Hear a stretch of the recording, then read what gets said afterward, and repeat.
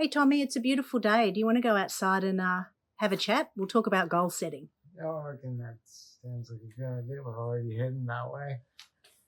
Perfect. What's one thing people might not know about you? Well, as you probably can tell, I'm very slow.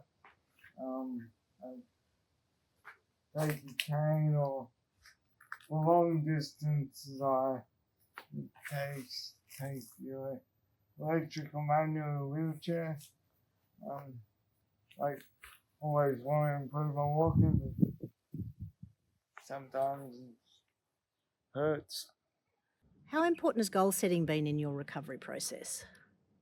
It's been important certainly now, but back in the day of the old stroke, literally old stroke, um, I think like the importance there was like accepting what reality was like.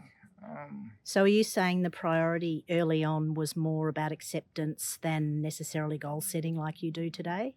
Yeah, the grieving process, like understanding that this had happened to me, and um, yeah, like for example, I didn't think it was real to start with. I would go to the toilet and I'd be like, so if I rip this piece of paper off perfectly, everything was reset. There'd be a glitch in the system, and everything would turn back to normal.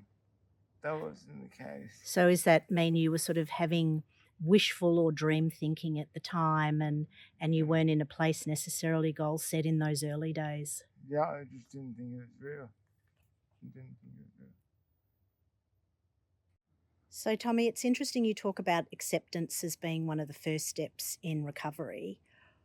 But for some people, acceptance takes a lifetime. How do you balance goals and acceptance then? Or how did you do that? Um, to be honest, I just gave it time to like grieve and understand and realize that this is my new life and how I had to adapt towards it. And you've come a long way from those days where you thought pulling a perfect square of toilet paper would take you back to your old life. Yeah, yeah, uh, uh, yeah, Now you're riding around Australia on a recumbent trike. yeah. Well, done that. Now taking on Tassie, the 3 points. Yeah, it's good. It's good fun. Hey, Tommy, what advice would you give to someone setting their first sort of recovery goals after a stroke? Again, tough question. You asking me the tough question. Um, so I remember one experience where I was like 2 months post, 3 months post. Well, I was up walking on a gallop frame and the physios were there, and I tripped over my own feet. And I fell. Naturally, the physios caught me. But me being me, I was so negative that I just dropped down, refused to give it another go, and like I essentially waited for them to take me back to the wardroom, and from that point, like I've been doing 3 or 4 times a week physio, but they reduced the amount of physio I got.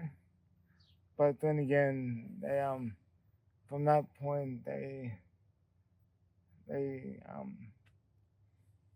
got me a psychologist. So I think like the moral to the story is like um, advocating for support in that area, and also getting the support around you.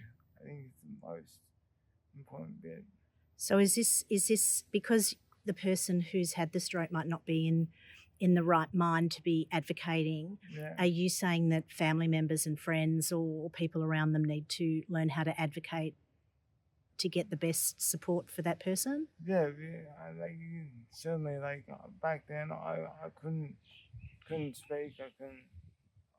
I was myself out because he was non-existent. So like getting those people, and that's why my father and mother were were great in that sense. Tommy, can you share an example of a goal that you set yourself and how you achieved it? Um, Probably the first goal. I'll tell you about one step before that. So in year 12, I did PE, and the I was aced all the subjects. I didn't do exams, but I aced all the subjects, and except for one, and that subject was goal setting because I didn't think it was important. And that's gonna annoy the shit out of me.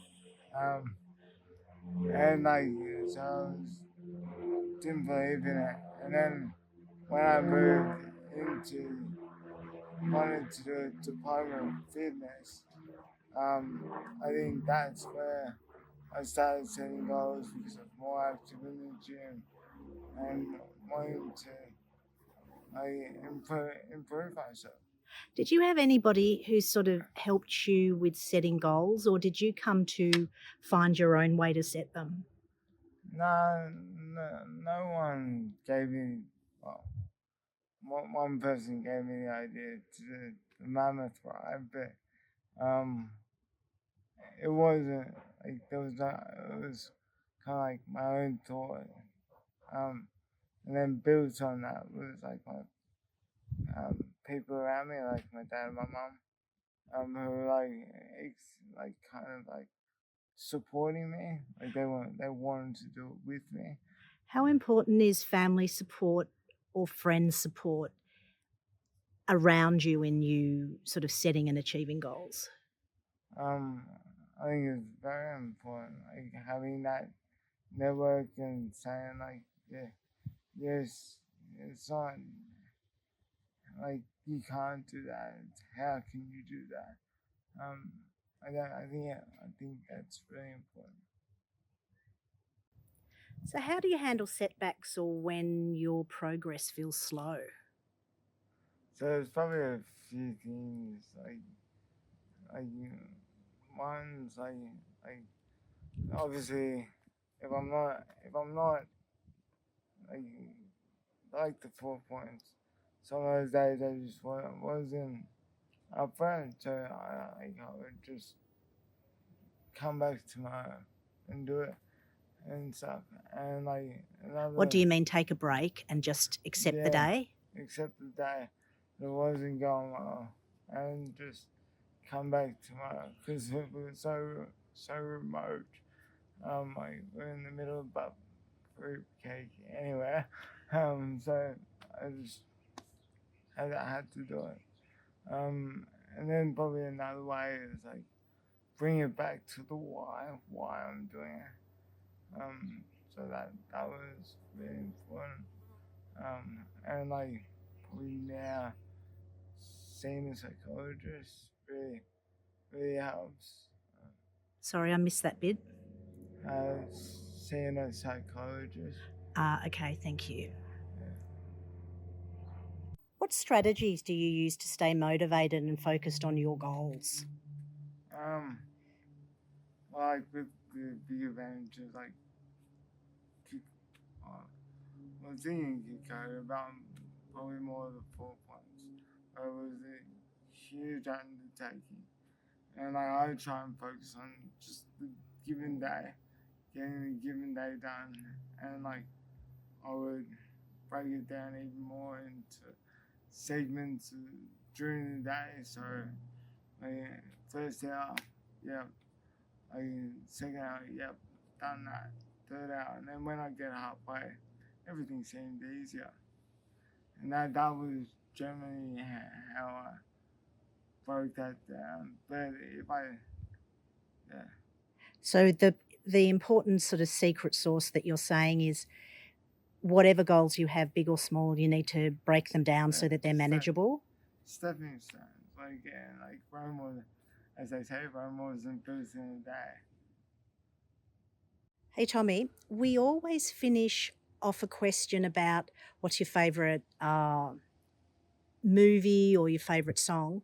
I really want to know what you listen to on those long, long rides around Australia. What's on your headset? Like generally it's raging music, like punk, anywhere from punk, rock, metal, and like bit of country. Don't mind a bit of country, just not pop. I can't deal with pop. I respect it, but can't deal with it. So, what's number one on the playlist? Um, well, right now, because we're a bit under the pump with taking on Tassie and a little bit stressful. I think it's important, like, to remember that your mood changes, and with that, your music changes a bit. Um, so probably right now it would be "Under the Knife" by Rise Against. It's like a 2006 song, and that's how I feel right now. Oh, thank you for your time today, Tommy, because I know you've got a lot on with your organisation. Thanks, Uh, mate.